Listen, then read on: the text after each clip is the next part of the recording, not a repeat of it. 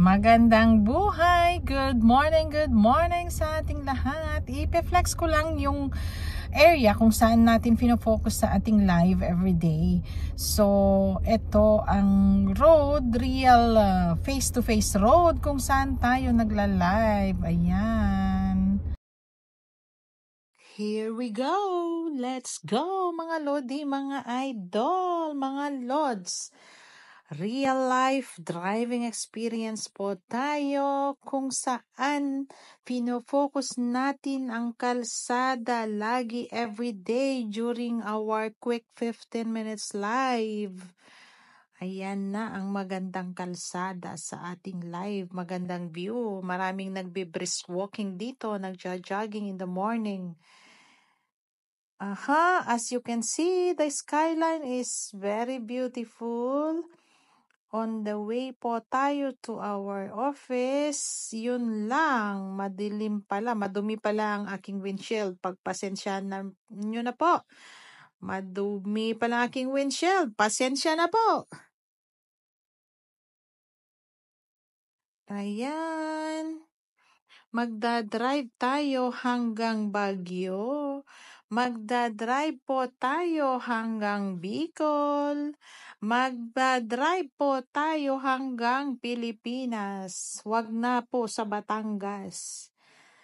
Medyo malayo-layo. Ayan, another roundabout. This is the third roundabout. If you have seen it on my left, mayroon roundabout. And doon sa dulo, meron na naman roundabout. So, this is the fourth roundabout. As you can see, maraming roundabout dito. Hindi masyadong maraming stoplight. So, cautious lang kayo sa pag-approach sa roundabout while driving. Ayan, malapit na po tayo sa ating office. Yung nakikita nyong diretsong doon sa structure doon sa harapan natin, that is a train on construction po siya. In progress po. Malapit na matapos. Bullet train po yan. Mabilis. At para siyang hotel daw na train. So, we're merging to the main highway. Pagdating po sa dulo ulit, meron ulit roundabout and parang U-turn din lang tayo papunta na sa office. Pero, ayan, maraming mga gas stations din dyan, left and right, parang sa Pilipinas din yan. Pwede kang mag-stoplight, maraming gas stations na malalaki, may mga pagkain. So, on our right, pag na tayo, ayan, may letter M, naka-roundabout po tayo, diyan na tayo bibili ng kape at makakain pagdating sa office. Magkape-kape muna tayo.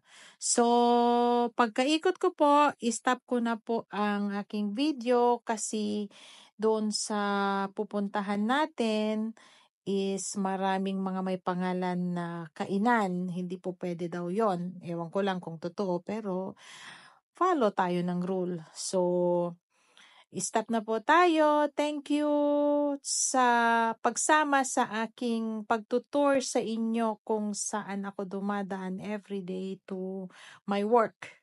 Salamat po!